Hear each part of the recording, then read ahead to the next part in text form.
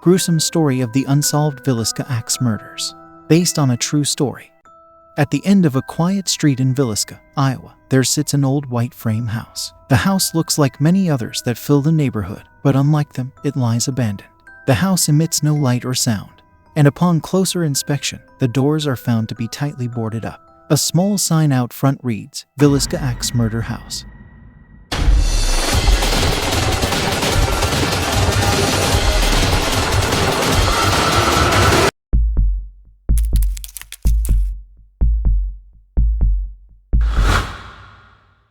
The tragic incident happened on June 10, 1912. All 8 people, including 2 adults and 6 children inside the Moore family house, were murdered by an axe-wielding assailant. The Moore family was sleeping peacefully in their beds. Joe and Sarah Moore were asleep upstairs, while their 4 children were resting in a room down the hall. In a guest room on the first floor were 2 girls, the Stillinger sisters, who had come for a sleepover. Shortly after midnight on June 10, 1912, 100 years ago, a stranger hefting an axe lifted the latch on the back door of the 2-story timber house. The door was not locked, probably because crime was not the sort of thing you worried about in a modestly prosperous Midwest settlement of no more than 2,000 people. The assailant was able to slip inside silently and close the door behind him. Then, he took an oil lamp from a dresser, removed the chimney and placed it out of the way under a chair, bent the wick in 2 to minimize the flame, lit the lamp, and turned it down so low that it cast only the faintest glimmer in the sleeping house. Still carrying the axe, the stranger walked past one room in which 2 girls, ages 12 and 9, lay sleeping, and slipped up the narrow wooden stairs that led to 2 other bedrooms.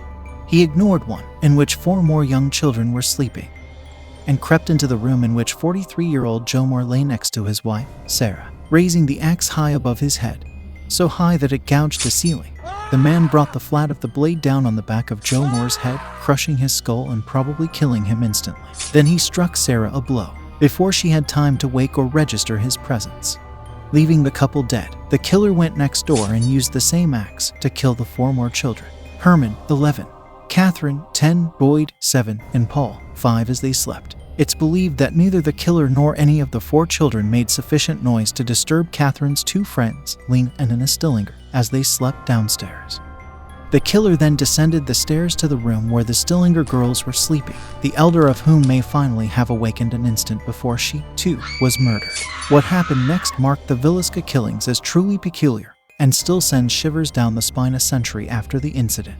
The axe murderer went back upstairs and systematically reduced the heads of all 6 Moors to a bloody pulp, striking Joe alone an estimated 30 times and leaving the faces of all 6 members of the family unrecognizable. He then drew up the bedclothes to cover Joe and Sarah's shattered heads, placed a shirt over Herman's face and a dress over Catherine's, covered Boyd and Paul as well, and finally administered the same terrible post-mortem punishment to the girls downstairs, before turning the house and ritually hanging cloths over every mirror and piece of glass. At some point, the killer also took a 2-pound slab of uncooked bacon from the icebox, wrapped it in a towel, and left it on the floor of the downstairs bedroom close to a short piece of keychain. It's estimated that he stayed inside the house for quite some time, filling a bowl with water and washing his bloodied hands in it. Sometime before 5 a.m., he abandoned the lamp at the top of the stairs, locked the doors behind him before vanishing as the Sunday sun rose in the sky. The Moors were not discovered until several hours later, when a neighbor, worried by the absence of any sign of life in the normally boisterous household, telephoned Joe's brother, Ross, and asked him to investigate. Ross found a key on his chain that opened the front door, but barely entered the house before he came rushing out again, calling for Villisca's marshal, Hank Horton. This set in a sequence of events that destroyed what little hope there may have been of gathering useful evidence from the crime scene. Horton brought along DRS, J. Clark Cooper, Edgar Hoe, and Wesley Ewing, the minister of the Moores Presbyterian congregation. They were followed by the county coroner, L.A. Lindquist, and a 3rd doctor, F.S. Williams. When a shaken Dr. Williams emerged, he cautioned members of the growing crowd outside, "Don't go in there, boys, you'll regret it until the last day of your life." Many ignored the advice and tramped through the house, scattering fingerprints, and in one case even removing fragments of Joe Moore's skull as a macabre keepsake. Though there were a few clumsy and futile attempts to search the surrounding countryside, the simple truth was that there was no sign of the murderer's whereabouts. He might have vanished back into his own home nearby, equally, given a head start of up to 5 hours in a town at which nearly 30 trains called every day. he might easily have made good his escape.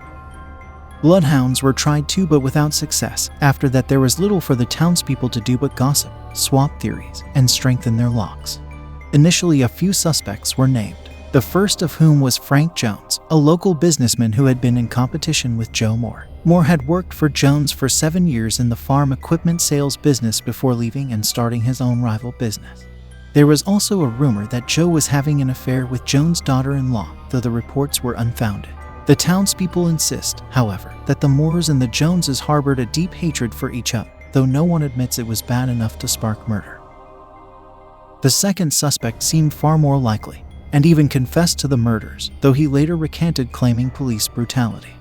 Lynn George Jacqueline Kelly was an English immigrant who had a history of sexual deviancy and mental problems. He even admitted to being in town the night of the Villisca axe murders and admitted that he had left early in the morning. Though his small stature and meek personality led some to doubt his involvement, there were certain factors police believed made him the perfect candidate. Number 1 being, Kelly was left-handed, which police determined from blood spatters that the killer must be. He also had a history with the Moore family, as many had seen him watching them while at church and in town. A dry cleaner in a nearby town had received bloody clothing from Kelly a few days after the murders. He reportedly also asked police for access to the home after the crime while posing as a Scotland Yard officer. At one point, after a long interrogation, he eventually signed a confession detailing the crime. However, he almost immediately recanted, and a jury refused to indict him. The case eventually ran cold, and the house was boarded up. No sale was ever attempted, and no changes were made to the original layout. Now, the house has become a tourist attraction and sits at the end of the quiet street as it always has, while life goes on around it, undeterred by the horrors that were once committed within. Thanks for watching. Subscribe to stay tuned for more true stories.